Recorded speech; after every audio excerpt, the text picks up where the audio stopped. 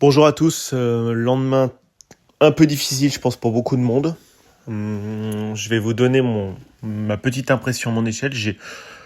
J'étais même pas si en colère que ça, dépité. J'ai vu la vidéo d'après-match de Thomas et je pense que pas mal de fans de l'OL ont dû ressentir une frustration à double titre. Premièrement parce que le sort est cruel, prendre 3 buts comme ça alors que la qualification 10 minutes avant vous tendait les bras, surtout avec 2 buts d'avance, pas un. Et seconde impression, celui d'avoir rencontré une équipe de Manchester largement prenable, comme le disait Corentin Tolisso en après-match. Une analyse extrêmement lucide. Donc ça fait 2 motifs. Alors après on peut en rajouter d'autres, un penalty qui est pas. Est-ce que le carton rouge de Coco est valable ou pas? Enfin le deuxième jaune. Donc et puis finalement de se dire que on aurait pu taper le grand Manchester et aller en demi-finale. J'ai pas tout à fait cette analyse. Pourquoi? Alors, je veux pas faire mon original, mais je le vois pas comme ça. J'avais dit à Thomas, après le match aller, déjà, c'est un petit miracle. C'est un petit miracle.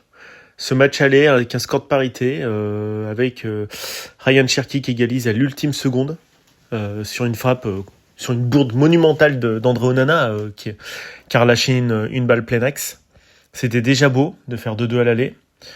Au retour, Manchester a quand même, alors certes peu la possession de balle, beaucoup moins que l'OL, je crois que c'est 45-55 si je me trompe pas, mais à un moment donné, ils avaient l'opportunité plusieurs fois d'assommer le match, plusieurs fois. Avant le but de Dalot du 2-0, on a une magnifique reprise de volée exceptionnelle de Bruno Fernandes et qui se termine sur la barre. On a des retours de Corentin Tolisso miraculeux. On a des bourdes de relance monumentales. Voilà, l'idée, dans le plan de jeu de Fonseca, de repartir de derrière comme le faisait l'Ajax en son temps avec Edwin van der Sar qui relançait à la main, vous savez, bien proprement, et on repart et tout, sauf qu'en face, il vous presse et une fois sur deux, on perdait la balle et ça finissait en occasion de but. Ça, c'est pas possible. On n'a pas une maîtrise suffisante. On n'est pas le Barça. On ne sait pas relancer proprement avec un pressing. On n'a pas le niveau technique, tout simplement. Il y a des équipes qui savent mieux le faire que d'autres.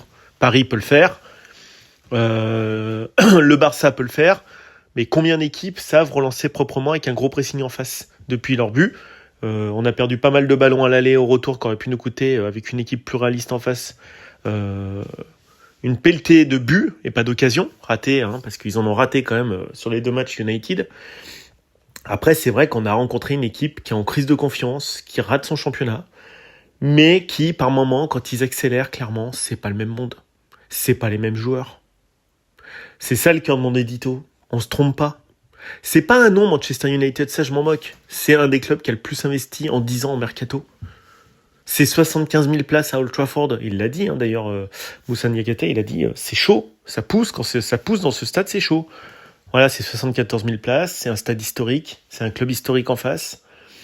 Et au final, je pense que l'élimination est pas totalement imméritée parce qu'on doit à des coup du sort, à du talent individuel, beaucoup, tant défensivement, hier du Maitland Niles, du Coco Tolisso, à l'aller, un coup de génie de Cherki, au retour, il a failli nous mettre un but splendide quand il passe entre les plots, en première mi-temps, il passe entre les joueurs qui sont des véritables plots, c'est miraculeux. Des coups de génie de Fofana, des coups de génie de Tolisso, c'est des coups individuels comme ça, mais c'est pas forcément un jeu collectif léché. On sait qu'offensivement, on a beaucoup de talent dans cette équipe.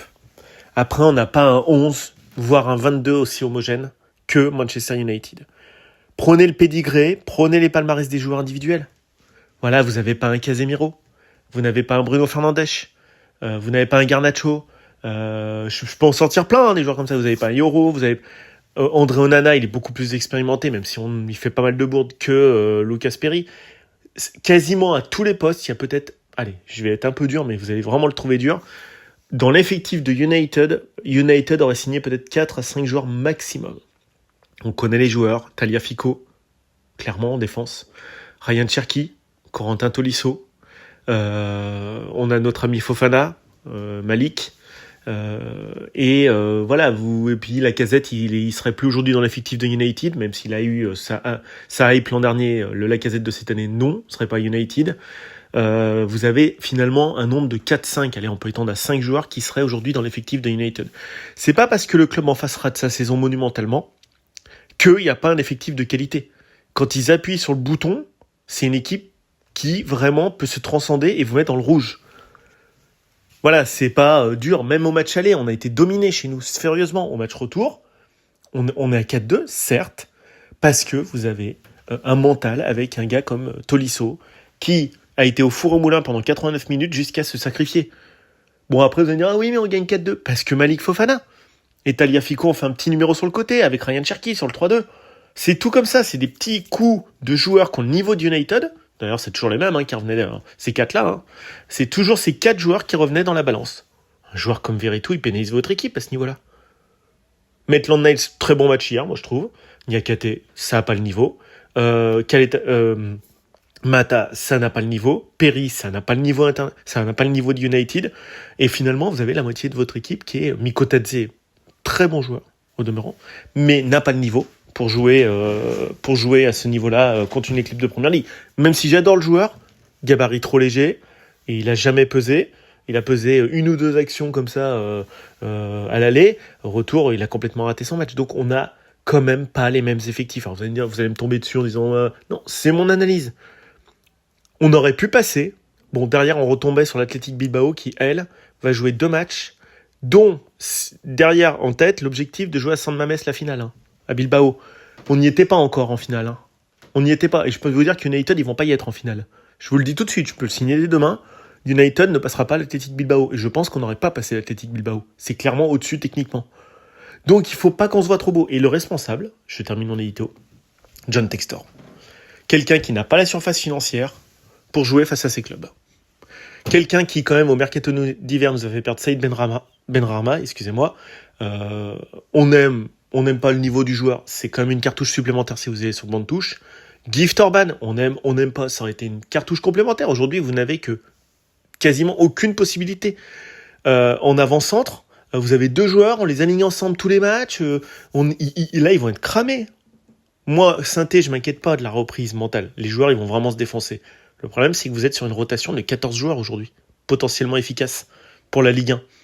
Et en Coupe d'Europe, vous êtes sur un potentiel de 6-7 joueurs potentiellement efficaces pour l'Europa League.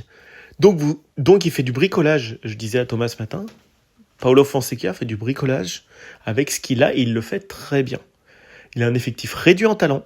Il a des options complémentaires. Regardez, Nemanja Matic n'est pas rentré parce qu'il aurait pris le bouillon milieu de terrain en termes de vivacité. Ça ne veut pas dire que techniquement il n'est pas bon, c'est qu'il n'aurait pas été bon dans le jeu de transition et de contre-attaque parce qu'ils sont très forts United là-dedans.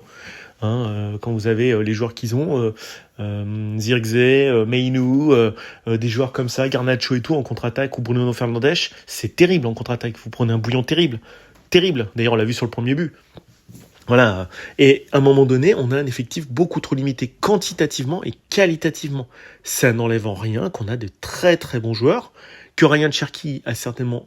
Il a raté une partie de ses actions, mais dès qu'il a accéléré sur 3-4 fulgurances, il a fait soit ses occasions de but, soit ses buts. On le sait maintenant au haut niveau, ce qu'il peut valoir. Maintenant, à lui de trouver la régularité. Et cette année, je pense qu'il l'a trouvé.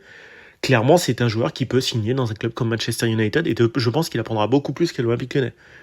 Voilà, alors, vous allez me dire United l'an prochain, c'est pas de Coupe d'Europe. Peut-être, mais c'est une autre galaxie. On joue pas dans la même cour. Même si en face, j'entendais hier l'équipe du ça, c'est le 14e de Première Ligue. Et alors, c'est quand même Manchester United, prenez l'effectif. Prenez l'effectif de ce club. On n'en est pas du tout au même niveau. On a la moitié du talent de cette équipe. Nous, on a un championnat mauvais, avec Paris qui a 30 points d'avance sur tout le monde. Excusez-moi, c'est la réalité.